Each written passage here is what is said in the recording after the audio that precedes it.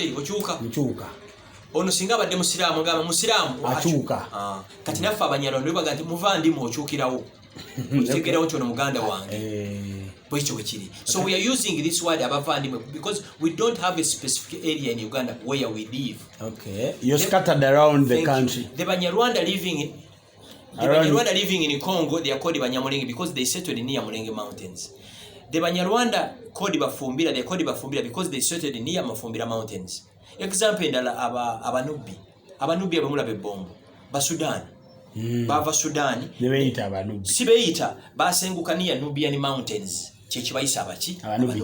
Okay, wenkubuliza ebibuzo ebikubisembayo bwenga Frank Gashumba how hard yofunyemo convincing abantu bano kukiriza ekigambo kino kyayanguye nnyo 2 weeks buli stage buli kasita abantu batandika okwogera ekintu ku washing bay mu mabaala mu taxi ku boda stage kero nyene kyali 2 weeks abavandimwe it's trending kati fa bagendo bawa samu mutu register yingirawa ate nga tuli register tutya okufuuka omuvandimwe kasito tosobola we can't register kubanga toli musoga bobo wasiza sister wange muvandimwe. Okay, thank you very much, Frank Gashumba. Okutanya ensonga y'abavandimwe ogwanga nga tujikoze ni bad faith I tujikoledde baana baffe n'abazzukulu ng'okusosolebwa kususse. Okay. Twagala 50 years from today ekigambo Banyarwanda kibeere nga tekikyaliwo nga bayitibwa abavandimwe. Okay. And I can tell you with the help of God tugenda kyakivinga. Thank you very much. Yeah. Ndi bulungi mze musajja musoga tugamba nti okobwa otya sebo. Okoba otya oli otya ndiyo ndi bulungi kirungi imwe mubuuza mutya ffe tubuuza nti waraye neziramu ntya sebo waramutse mu Frank Gashumba yet again we meet lero njagala twogere ku abavandimwe enjiri gy'oli mu kuspreadinga abooluganda kitegeeza abooluganda abavandimwe kigambo nti owooluganda mu lulimi ki mu Lunyarwanda ate kyava mu Lulatini nekitegeeza owooluganda abavandimwe abooluganda omuvandimwe owooluganda. Gashumba ojjawa amaanyi agakyusa tribe situkyusa tribe tukyusa linnya lye baawa tribe yaffe actually n'ekigambo abanyarwanda it was wrong kubanga abanyarwanda it's a nationality. Abanyarwanda abaava e Rwanda baali bakutu na batuusi nga bawulira abasoga abanyolo abasaamya. There have never been a tribe in Rwanda called abanyarwanda. Bajjajjaffe baavaayo nga bakutu na batuusi. Okay, kati tutandika tutya bayita abanyarwanda wane waffe Uganda be baava e Rwanda ne bajja okupakasa mu Buganda abantu kwe kubayita abanyarwanda kubanga bebajja e Uganda bannayuganda abaganda abanyankole abakiga baali tebabawula nti ono muhutu nti ono mutuusi ne babayita abaki abanyarwanda ng'omuntu wanaga nti abo bannakenya nga tomanyi nti ono mukikuyu ono mukalanjini nobayita baki bannakenya. Mbadde ngobeera nnyo episode z'obasirizo ngo explaining ekigambo eki ky'abavandimwe naye ng'ogamba nti this time round abo bannanyarwanda abali mu Uganda. Thank you. Abazaaliddwa wano kati ate abali eri basigale nga abanyarwanda kati kansooke nki ku breaking it down abanyanda mu Uganda baali mu kategori 3.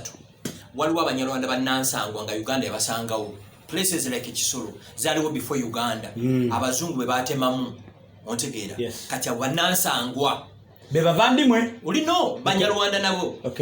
Kakati waliwo group y'abajjajjaffe yajja 1922 okuva 1922 abo bajjanga abapakasi nga muvane mugende London kuba ekyeyo babayitanga economic migrants bajja kupakasa mu Uganda ne banyumira ne basigala. Kati waliwo group endala yajja 1959 be bajjanga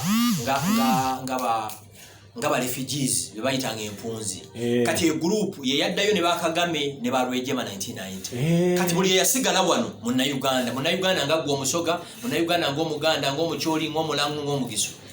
Kati oli waba munyarwanda nga weeri nasaba wajja Uganda afuuka omuvandimwe kyetagisa kati kyetwagala okutereeza kati gwekitegedde mangu era nkyogeddeko ku makya.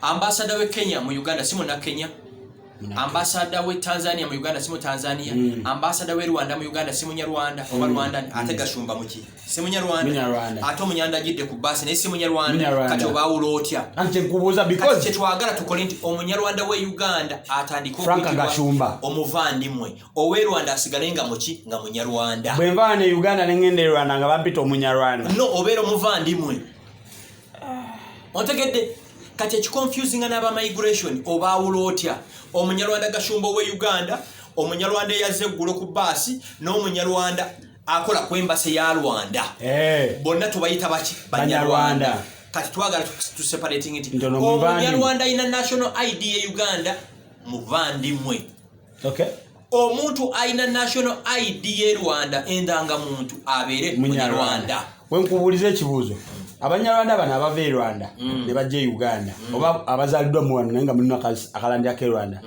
mwetumira owe Kenya tumuyite tutya kakati ulira ekisooka twakola okunoonyereza 92% ku banyarwanda bazaliddwa e Uganda tebalina kakwate konna ku Rwanda bawulira mpulire nze nyina n'omulala abadde ku faamu e Masaka bamuzaala mu Bende olunaku lwe yasooka okukwata ku kkubo ly'e Masaka nga jja Masaka ewaffe ku faamu Rwanda bajuyanga gwe bawulira Malawi oba Zimbabwe ontegeera ndowooza tebalina any attachment to Rwanda their attachment yaabwe ya Uganda n'atawagira Yoweri Museveni akkiriza nti Museveni ye president waki Uganda you are getting me so abeeri president waabwe ye president Paul Kagame era balina endangamuntu z'e Rwanda era balina passport za Republic of Rwanda kati abawali balina kufuna za Uganda ati wenkubuliza wali nti no katono we Uganda be banyarwanda bali Uganda tubatumye bavandimwe ate abanyarwanda abali e Kenya abali e Malawi abali e Tanzania okitegede abo tubayite tutya bali part of you people wali banyarwanda Rwanda kankulage kirese bulungi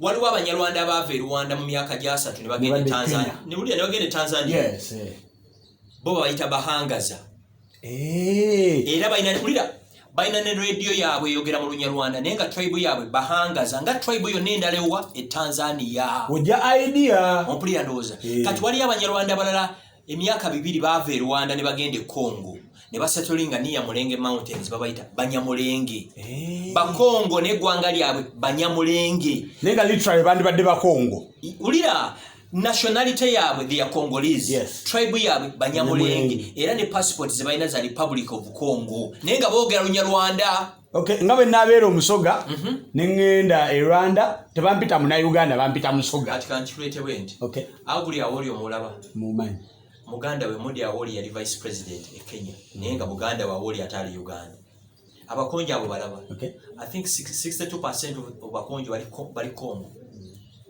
party endala yeri e Uganda wenkubuliza omuvandimwe kiba kitegeeza so okuba ne dual citizenship mu mateeka kisoboka ekyo nefe si kye tuliko kakati kye tuliko ffe tulwanirira omuvandimwe ali engoma ali e Masaka ali e Mutukula naye afune rights nga gwe olina passport bwe wali ogenda ofuna passport wasanga obuzibu bakusabako ebbaluwa ya Katikkiro wa Busoga kati ffe bazitusaba nti leeta ebbaluwa yakulira omubaano mu Uganda kyetutaagala kitegeeza ki Frank Gashumba nti gwagenda okufuuka Ssaabavandimwe nga Ssaabasajja nga kyabazingalwali lwa social media sisobolaubanga si Bwakabaka si Bwakabaka it's a tribe you're trying to form. No, we are not forming a tribe. We are rebranding so that Ugandans can separate Banyarwanda of Rwanda and Banyarwanda of Uganda. So that Banyarwanda of Rwanda are called Banyarwanda. Banyarwanda of Uganda are called abavandimwe. Kana abavandimwe mba mugwawa, Uganda mu culture. Mu Buganda? Mu culture.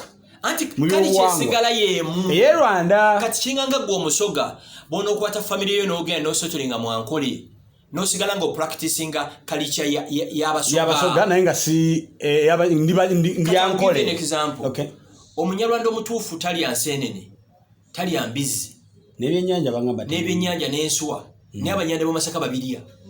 Do you get my point? I get it. So what is changing is the name. Nothing else. Ngabo no changing and Sanyuka TV no jita. No, you're rebranding from NBS Star nefuka Sanyuka TV. You're getting me. Nenge bisigadde byebimu. I'll give you an example. Nti abafumbira obalaba Banyarwanda. Neri bobe yitabachi bafumbira. Omwero ki bayita bafumbira. Base tulingania mufumbira mountains. Era culture yabwe n'olimi boogera Lunyarwanda. Kaddamu mwaga kuba bavandimwe nga basically muva Rwanda abannayuganda abanyarwanda awengenda okubuuliza nti omuvandimwe n'omufumbira bigenda kwawukanirawa anti ulira muri Uganda. Kati lwaki we chose the word abavandimwe abafumbira banyarwanda bo bafuna omukisa nti basetolinga near mountain mufumbira kati abanyarwanda betwagala bayitibwa abavandimwe we are scattered across the country ewamwe tebaliyo they are all over the country kati oba walinnya kyabo tunonye unique name